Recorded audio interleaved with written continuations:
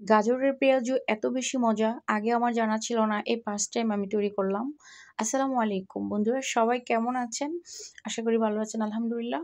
আজকে আমি আমার জীবনের প্রথম একটা ফার্স্ট রেসিপি আপনাদের সাথে শেয়ার করব।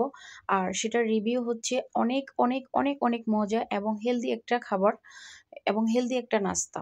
এটা কিন্তু বাচ্চারা অনেক বেশি পছন্দ করে। আমি যেহেতু আগে খেয়েছি, পরে আমি ভয়েসটা দিয়েছি, ভিডিওটা আপলোড করেছি। তো আমি যখন এই ভিডিওটা করি, এই নাস্তাটা বানাই, রেসিপিটা করি, এরপর হচ্ছে আমার ২ ছেলে এত বেশি পছন্দ করেছে, মানে বলার বাইরে। তো আমি হচ্ছে গাজর দিয়ে আজকে আমি পেঁয়াজু বানাবো, একদম মুচমুচে হবে। তো তোমরা ভিডিওটা শুরু থেকে একদম শেষ পর্যন্ত দেখো। তো আমি এখানে ডাল নিয়েছি পরিমাণ মতো ব্লেন্ড করে, আর দিয়ে দিলাম গাজর। এখানে ৬-৭টার মতো গাজর আছে। তো দিয়ে দিলাম গাজরটা, দেখতে পাচ্ছ। দিয়ে দিলাম বেশ কিছু একটা পেঁয়াজ, ধনিয়া পাতা কুচি দিলাম, কাঁচা মরিচ কুচি, মরিচের গুঁড়া দিলাম কিছুটা, স্বাদ মতো লবণ, হলুদের গুঁড়া, অবশেষে দিলাম জিরার গুঁড়া, একটু রসুন পেস্ট আর একটু আদা পেস্ট। এরপর এখন হচ্ছে এখানে দিয়ে দিলাম ১ চামচের মতো কর্নফ্লাওয়ার আর ১ চামচের মতো হচ্ছে বেসন। কর্নফ্লাওয়ারটা দিলে কিন্তু পেঁয়াজুটা মুচমুচে হয়। ঠিক আছে, কর্নফ্লাওয়ার না থাকলে নাই, সমস্যা নাই, স্কিপ করা যাবে। আমার বাসায় ছিল তাই আমি অ্যাড করেছি। তো আপনারা ছেলেটা স্কিপ করতে পারেন। তো এখন আমি সব কিছুকে একদম সুন্দর করে এটাকে মানে মেখে নিব। তো প্রথমে আমি চামচ নিয়েছিলাম, চামচ দিয়ে হয়নি, আমি হাতের সাহায্যে এটাকে সুন্দর করে একদম নরম করে এটাকে মেখে নিতে হবে, যেন গাজরটা যেন আমাদের সফট হয়ে যায়, একদম নরম হয়ে যায়। তো ফাইনালি কিন্তু আমার হয়ে গেছে, দেখো। এখন চলে যাচ্ছে আমরা এটাকে বাছতে। তোমরা একবার হলো বাসায় ট্রাই করে দেখবা। অনেক কিছুরে তো পেঁয়াজু খেয়েছো, গাজরের খেয়েছো কিনা অবশ্যই আমাকে কমেন্ট করে জানাবা।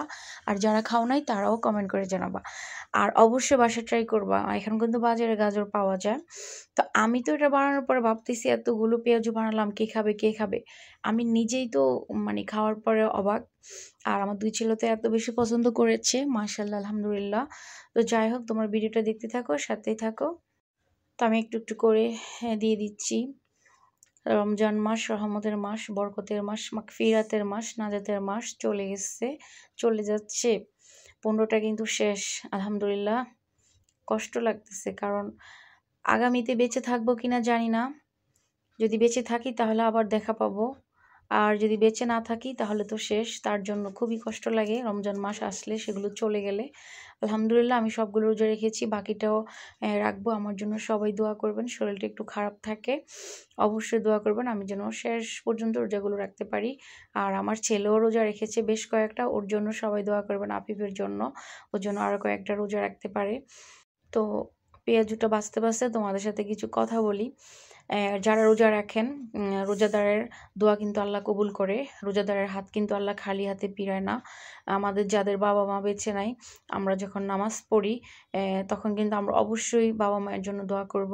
যাদের বাবা মা বেঁচে আছে তাদের হায়াত কামনা করে সুস্থতার দোয়া করব, আল্লাহ তাআলা অবশ্যই কবুল করবে। আর যারা মরে গেছে তাদের জন্য অবশ্যই দোয়া করবেন।